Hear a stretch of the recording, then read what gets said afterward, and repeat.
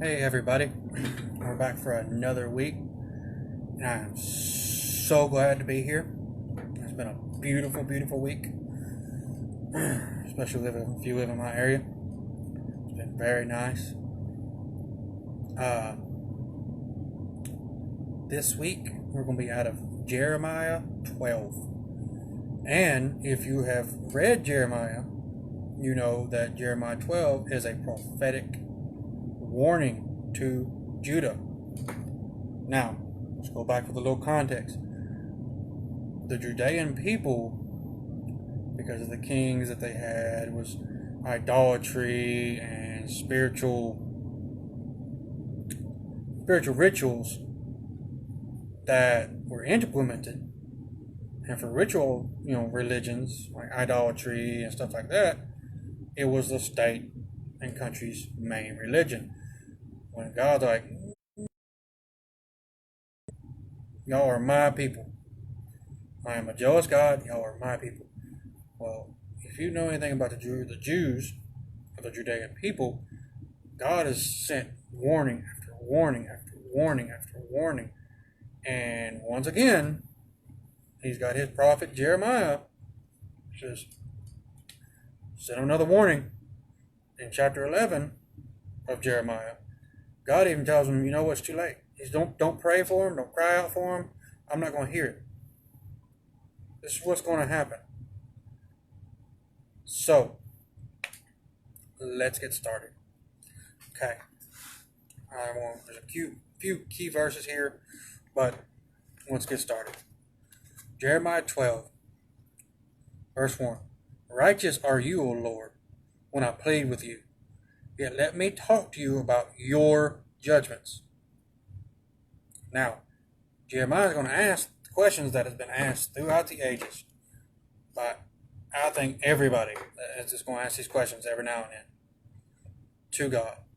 And he says, why does the way of the wicked prosper? Why are those happy who deal so treacherously? You have planted them, yes, they have taken root. They grow, yes, they bear fruit. You are near in their mouth, but far from their mind. What he is saying here, and I have even asked these questions. God, why does the wicked prosper? Why am I doing something wrong that they're doing right? And you got to remember, it rains on the just and the unjust. So we have to keep remembering that. And he said, you have planted them, yes. They have taken root. They have taken root in their evilness, in their wickedness. It says they grow and they bear fruit. And it's evil fruit. That it could be children they keep having that they're going to grow up to and they're going to raise into this wicked way. Because, let's face it, children don't know any better, just what they're taught until they get older. But, he says, you are near in their mouth, but far from their mind.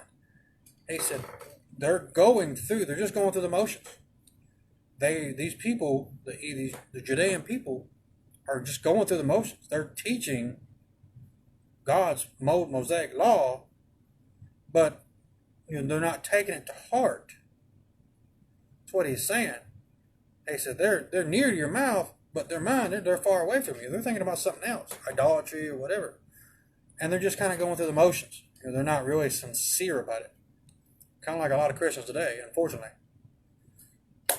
But, now, verse 3. But you, O Lord, know me. You have seen me, and you have tested my heart toward you. Pull them out like sheep for the slaughter, and prepare them for the day of slaughter. How long will the lamb mourn? The herbs of every field wither. The beasts and birds are consumed for the wickedness of those who dwell here. Because they said, he will not see our end. Now, a little backstory context.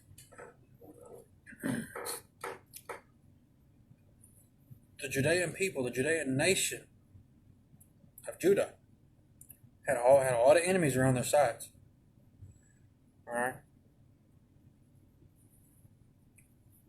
And he says, how long will the land mourn? Not the people. Jeremiah is not talking about the people. He is talking about the actual land. He said, how long will the herbs of every field wither? If you don't get rain, if crops don't get rain, the sustenance to grow, they're going to wither away. And Jeremiah has been warning after warning after warning to the Judean people. They're not hearing. Like their ears are clogged up. He says, and they've gotten so bold saying, Jeremiah don't know how it's going to end. He's just some silly old prophet, whatever. And that's just how the Judean people thought. Because of their idolatry, because their wickedness, they have gotten so far from God.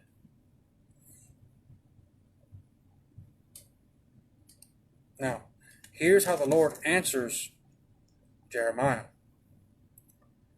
Verse 5. If you run with the footman and they have wearied you, then how can you contend with horses? And if in the land of peace in which you trusted they wearied you, how then will you do in the floodplain of the Jordan? God, unfortunately, God does not answer Jeremiah about why they're so joyously in the treachery. It comes down to we have to trust God's judgment. We have to trust God to know that He's going to take care of everything. He's going to deal with these people in His own way, in His own special time and special way. But what He is saying, He said, man, because Jeremiah is kind of getting tired. He's getting tired of having to go back and forth. Repeat the same warning that he's been repeating for years now to the people that are not listening to him. And God's saying, dude, if you're getting weary now, going through the small things in a land of relatively peaceful, He said, how are you going to deal when the real judgment comes? When the heavy hitters come?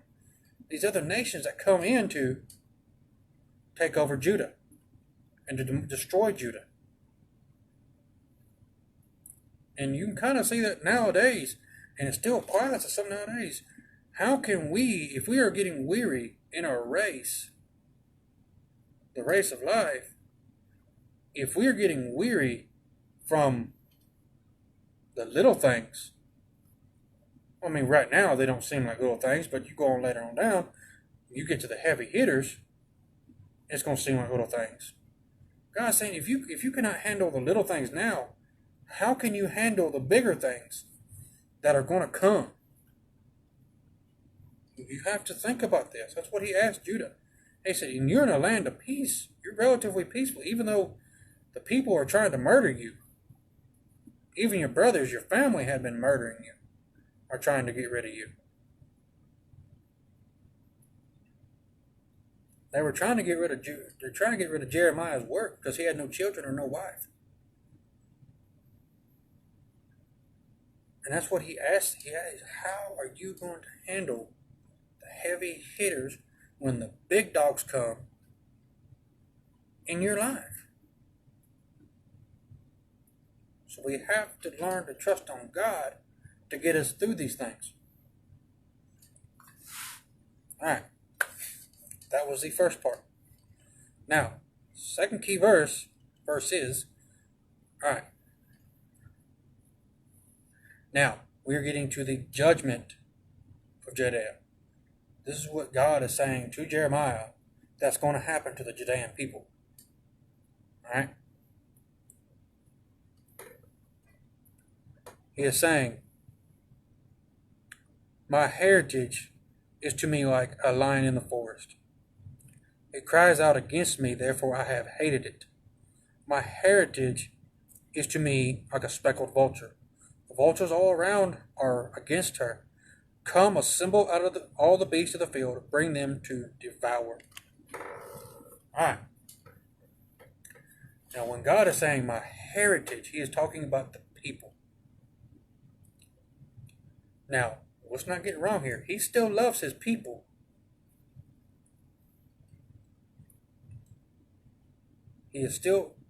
He still loves his people. That's why he calls them my heritage, my people. But his heritage is like a roaring lion. It cries out against me. It has attacked him. It has attacked God's virtues, his character. He said, then I have turned to hate it. And my heritage is to me like a speckled vulture. If you have ever seen an animal in the wild that does not look like the others, maybe the best one I can think of is an albino white-tailed deer. If you have ever seen videos of this, then you know the other deer are attacking it. They don't want nothing to do with it. Why? Because it's not like them.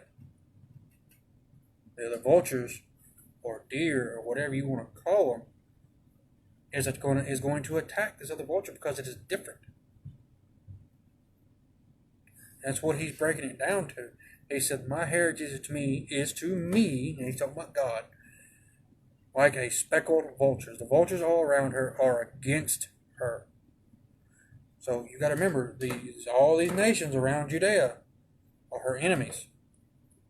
He is saying, listen, if it's going to happen, I'm going to give them to her. I'm going to let my hand, I'm going to take my special protection off.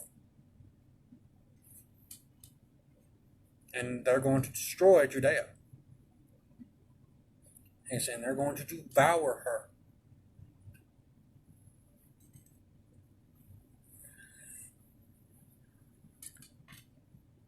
Verse 11. They have made it desolate. Desolate. It mourns to me. The whole land is made desolate because no one takes it to heart. Now, what he is saying here, he says, not the people. Not the people are mourning to him. He said the land itself, because the land itself is even smart enough to know that it needs God. It needs God to grow. We can plant seeds, but only God allows it to grow. It gives it power. It gives it blessing to grow. If God does not have his blessing on it, it's not going to grow. Because no one takes it to heart. No one has taken,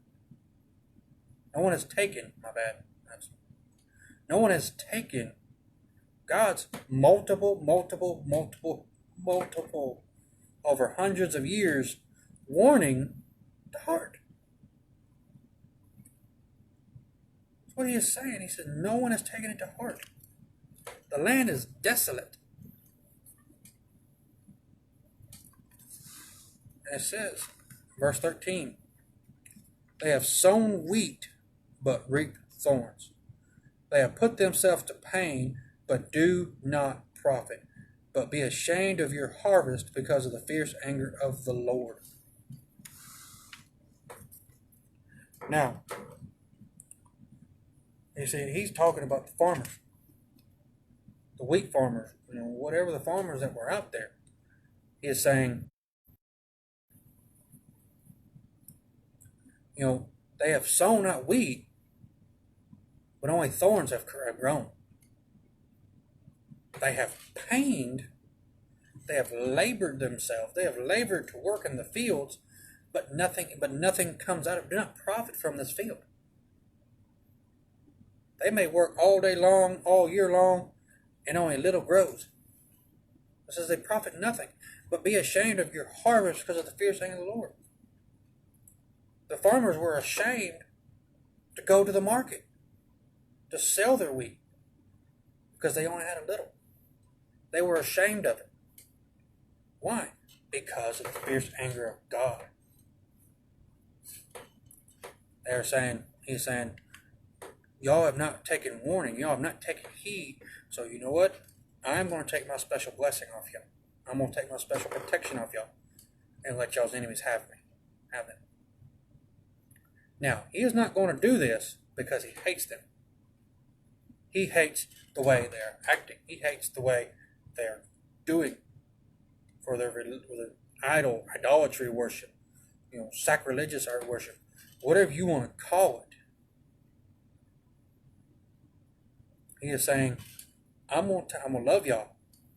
And what he does, he gonna let these nations, other nations, come in and destroy Judea. And what he's doing to make them turn back to him. He is going to pass his judgment onto Judea using the other nations. But here's the best part. Verse 14, it says, against all my neighbors who touch the inheritance which I have caused my people Israel to inherit, behold, I will pluck them out of their land and pluck them out of the house of Judea from among them. 15. Then it shall be after I have plucked them out, that I will return and have compassion on them and bring them back, everyone to his heritage and everyone to his land. And it shall be, if they learn carefully my ways of my people, to swear by my name as the Lord lives, as they taught my people to swear by Baal, then they shall be established in the midst of my people. But if they do not obey, I will utterly pluck them up and destroy the nation, says the Lord. He's saying, after everything's done over with, all these nations that have come in to destroy Judea, the Judeans, her enemies. He says, you know what? I'm going to pluck them up. And after all this is done, after Judea is destroyed, I'm going to return. I'm going to have compassion on y'all. And we're going to rebuild. He's not going even further. The enemies of y'all, if they learn my name, if they learn my ways, and swear by my name, you know what? I'll put in my people too. They will be my people. Whether it be Assyrian, whether it be Egyptian, whether it be Babylonian, you name it. God says, if the people will turn, if my heritage's enemies will turn from their ways, turn from Baal to come to me, I will make y'all one of my people. And y'all will enjoy my blessings. Y'all will enjoy my protection.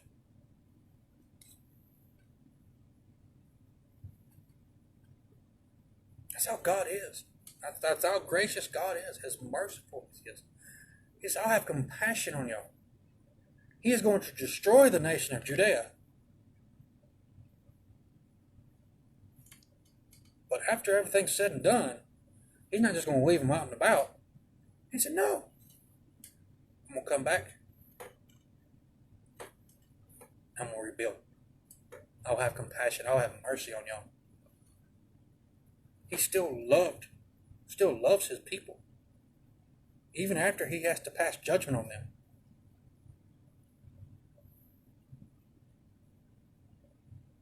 Sometimes He has to destroy. Sometimes He has to make a big fuss to get people's attention. And that's exactly what He's doing. He's done it multiple times, though. And sometimes it's like us. Because I want you to look around. I want you to look at Judea. What Judea went through. What they had done. All the idolatry. All the sacrilegious. They had His name near their mouth, but far from their mind. And I want you to look at America today. I want you to look at how many prophets had come then and gave warning to the people.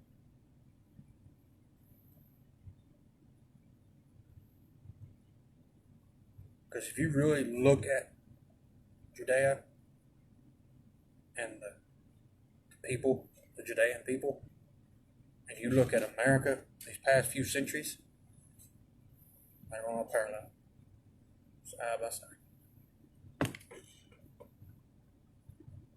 Y'all, there's nothing new under the sun to God.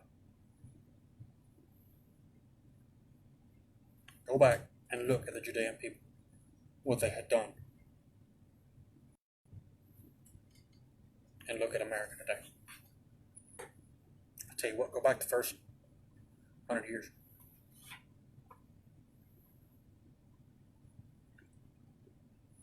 And look how downcast America has become. People love themselves. People are burning Bibles. They mock God. They have become like a roaring lion in the forest to him, attacking his character, attacking his virtues.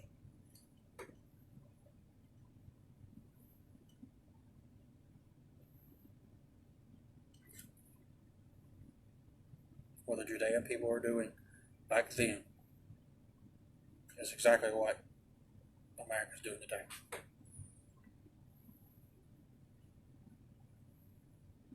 People are burning Bibles in Portland.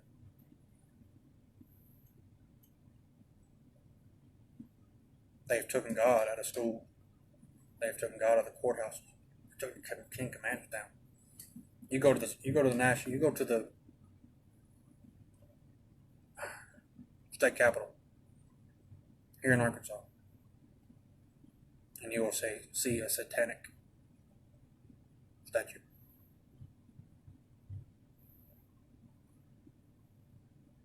There are Satanists praying in our nation's capital.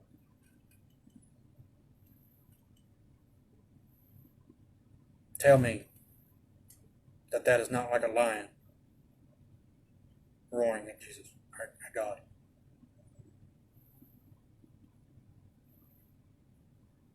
Look, all that has been going on in America.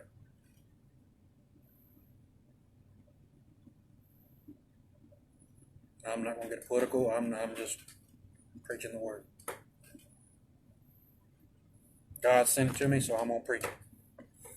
If you don't like to hear it, I'm sorry.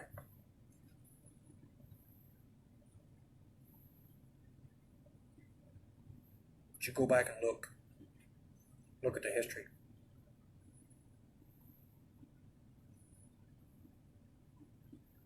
But God still loved his people.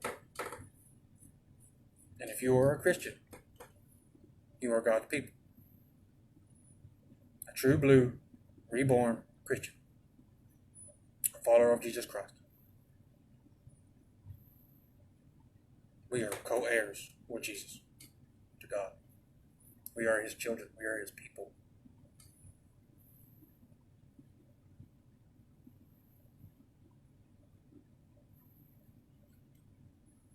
Sometimes God has to destroy something.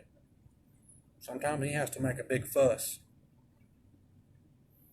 Kick up a little dirt to get our attention. And believe me, I've read the end of this book. Judgment is coming. Not just America's judgment, but the world's judgment is coming. Probably sooner or later.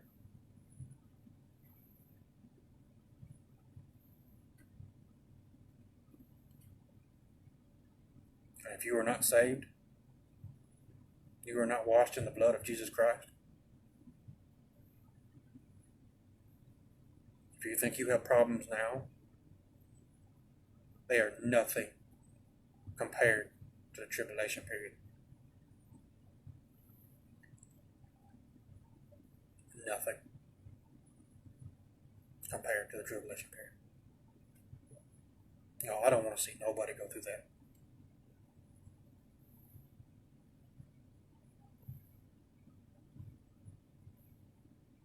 I don't. And God is graciously, through Jesus Christ, is holding out his hand. And he's saying, come to me. Just take my hand. Trust me. That's all you got to do. Repent of your sins. And I will make you one of my people.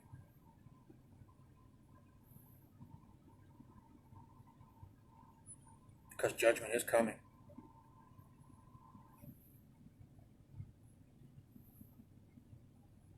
And if you're not ready for it,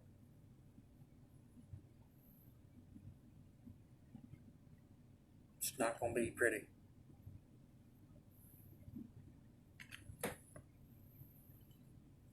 Christians, better build your strength. Because if we're weary dealing with footmen, we're not going to be able to handle the horses. We're not going to be able to handle the bigger problems that we are facing right now.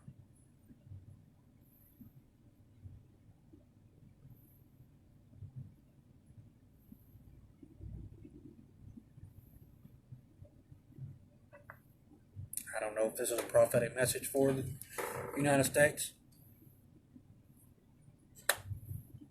This is what God sent me.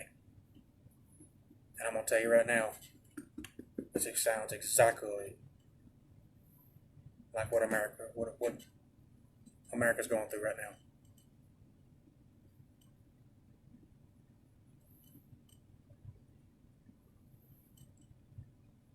What the Judean people were doing and how God responds to them is exactly what is going on in America right now.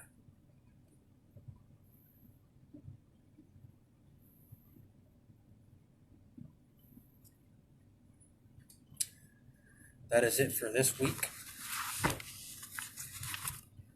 And I was going to let y'all know I love y'all with Christ-like love. I don't mean to scare you. I'm not trying to scare you into heaven, because that would be wrong. But I am trying to scare you out of hell. People, better start opening your ears up, because judgment is coming. If you are not saved, you are not washed in the blood, you are not a true blue Christian, follower of Jesus Christ, it's not going to be pretty.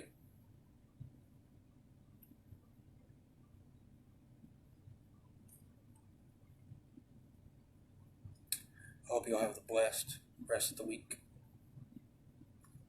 Got to stay cool. Enjoy this pretty weather we have this week for next week.